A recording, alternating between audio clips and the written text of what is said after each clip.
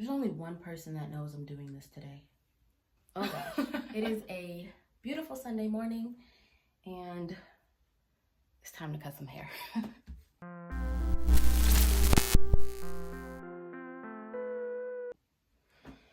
Whew. So I thought I was just going to give myself another trim, but I'm over it. I'm over the damage. I'm over dealing with it. I'm just like, there is a new split end every single day in every section of hair. I'm getting tons of single strand knots, and when I cut the single strand knots out, it turns into a split. So I'm like, it was a single strand knot on a split end. Like, oh my gosh.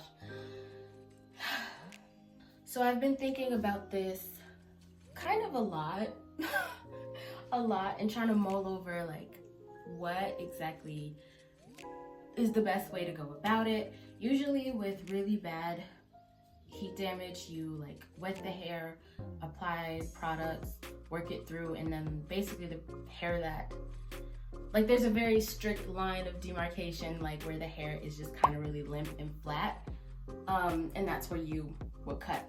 But I don't have like severe heat damage, so I don't think that's gonna work. However, if you watched my last video, I told y'all that the kind of best style for me to work with, well, the best style that shows my heat damage is, I feel like I'm crooked. Anyway, the best style that shows the damage on my hair is mini twist. So I think, is it a good idea? Is it a bad idea? We're gonna figure it out. But yeah, I think I'm just gonna do this. I think I'm gonna keep my hair in twist, section it off, and then cut it away. Yeah. So this is the very back. Ooh, don't mind my sweat stains. It's hot. It's really hot.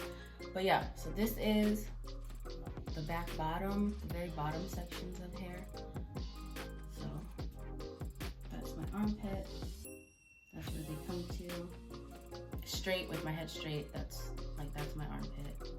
That's where they come to. Okay, let's, I guess, just get started. So this is my setup. I've got the ponytail holders, a plastic bag for my hair to go in, and my shears. Okay, here we go. This is where I'm starting, the very bottom section. Okay. But yeah, so I've sectioned it off like this, and we're just gonna work our way up, row by row by row. This is it. This is our first cut. My bag is in the sink, but I'm cutting it in a twist. It shouldn't be that messy. Okay.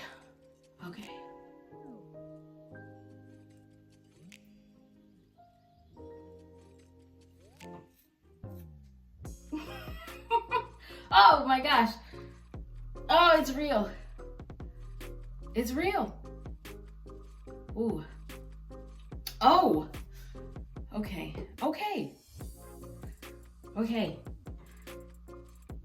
Here we go. My hands are a little shaky.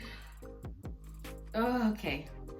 First cut is always the hardest, which was actually pretty easy. So I'm just gonna take the twist, match it up, and then cut like that.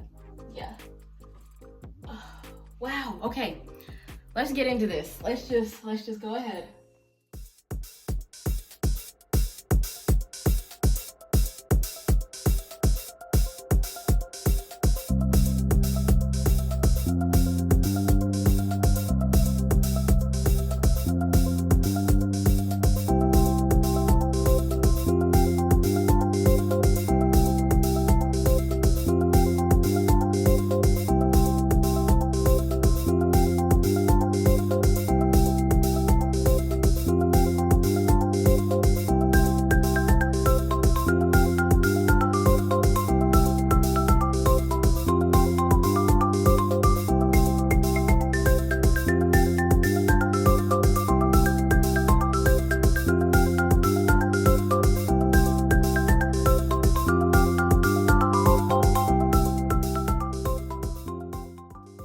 So while you all watch me, cut off the rest of my hair, I just wanted to come in and talk a little bit about and share a little bit about my experience with big chops and haircuts. So this haircut actually marks my third big chop. So I want to talk to you about my previous big chops and my relationship to them and my feelings toward them as well. So my first big chop happened when I was 15. I had only been in the natural hair space for maybe a year and a half, and I had, in my opinion, I had done a lot of research, but there's kind of nothing like, work experience, experience in the work field instead of just experience on paper. And so I still, even though I had thought that I had learned as much as I possibly could, when it actually came down to it, I didn't really know much about my own natural hair and how to care for it. So when I first big chopped, again, I was 15 years old, very young, didn't know much about anything, let alone hair care. And I had learned that, you could blend the two textures if you wanted to. If you wanted to transition out your damaged hair to fully healthy hair, you could do that. But I wasn't willing to really put in that work. And, I couldn't ask my mom to spend all this money on hair products for me. I didn't feel like it. I was just like, I'm more of simple way, so I'm not going to be, and I'm lazy. I'm actually kind of lazy. So I was like, I'm not going to do these roller sets. I'm not going to do these braid outs and twist outs. I'm not going to do these foam rollers. I'm not doing all of that every night. Because if you don't know, most of the time, the hair that you're trying to transition out that heat damaged hair doesn't really hold styles very well. So you're almost doing that roller set, that Bantu knot out, that whatever, to try and blend the two textures. You're doing that almost every night, if not every other night. And with the school I was going to, I just couldn't handle all of that. So I felt like I was pinned between a rock and a hard place. And I just decided I don't have a choice. If I want to, grow healthy, long hair down my back, then I'm just gonna have to cut off the damage length that I have. And I wasn't very happy about that because I was so length obsessive. I was so adverse and almost even scared to cut off any length that I had because, again, I put so much stock in beauty, relying and revolving around long hair. So now we move on to my second big chop, which happened when I was 18. And same thing, irreversible damage. Couldn't make it work, could not blend it. It was a lost cause. I had to get rid of it. It didn't look good, I'm talking at all. It looked worse than my heat damaged hair. And so I couldn't do anything for that either. And I had those same feelings of being pinned between a rock and a hard place. So I said again to myself, I don't have a choice. If I want to save my hair, then I have to cut it off. There is no choice. But now, this big chop, I'm 23 and I actually did have a choice. I had been making this damage work for almost a year. The better part of a year, I had been making this damage work. With any style. You've seen various pictures. Well, if you've seen other videos, then you've seen pictures of my wash and goes, and you can see my mini twist right now. It works. It doesn't look as good as it could, but it worked. No one, just by one glance, no one could really tell that there was a problem. I think days prior to this big chop, I had gotten so many compliments on how my twists were looking. And so for me, I could have saved it. 15-year-old me would have wanted me to keep this hair. 19 or 18-year-old me would have wanted me to keep this damaged hair. But 23-year-old me, where I am now, my relationship to myself, my relationship to my hair, the way it is now, I don't need it. I don't need long hair to feel beautiful, to feel worthy. I don't need long hair to feel acceptable. I don't need it. And so that's why I decided to get rid of it, because this time I felt like I did have a choice.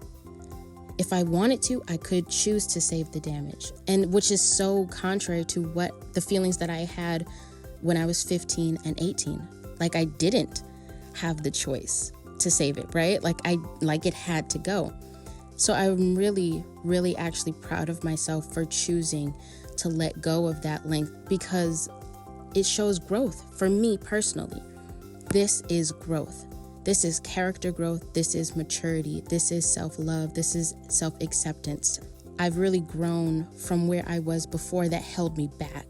And that's why it's growth, because I'm not letting things that used to once hold me back and hold me down do that to me or for me anymore. So I'm really happy with my progress in terms of my relationship to my hair. My hair is not only beautiful when it's long, my hair is simply beautiful because it is. This is the way it grows out of my scalp. My hair is beautiful because it's the hair that my God gave me.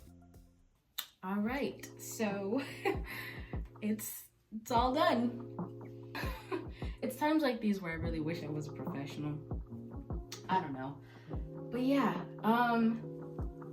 I like it. I don't feel any regret, like, at all. I don't feel any regret. Mostly because I don't idolize long hair anymore. It's still a goal of mine to reach waist length, but those are for reasons outside of me believing what I used to believe, which was like long hair is the only really beautiful hair.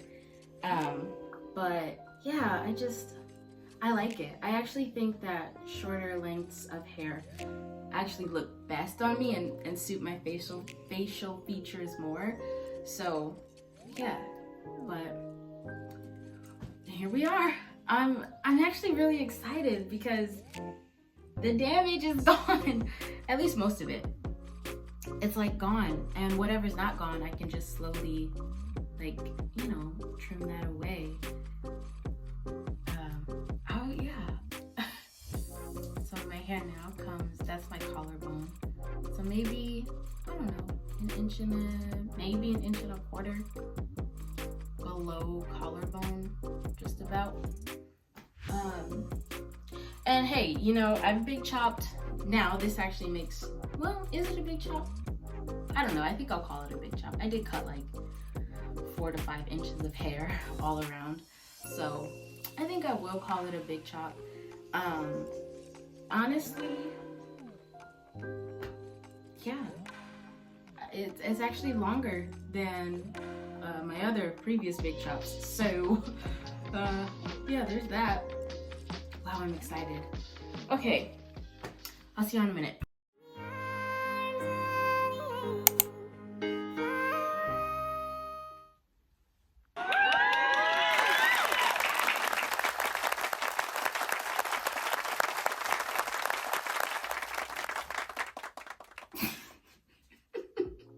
So I was going to blow dry my hair, but like for the purposes of shaping, how and ever, okay? How and ever. I don't think I need it. I don't think I need it. Now, look, the front, look, we don't talk about, no. This, however, can y'all, yeah, it's not on this side, but it's on this side. So I'm thinking, I also think that when you're like cutting your hair for shape, it's important to not stretch it out. Don't do that. So I think that's pretty good. She is cute. She looks like voluminous. You see that? Do you see the curve? Do you see the curve? I love it. I love this. So yeah, I'm probably not gonna blow dry my hair. I'm just gonna wash it, deep condition, do a wash and go, come back when the wash and go is fully dry, and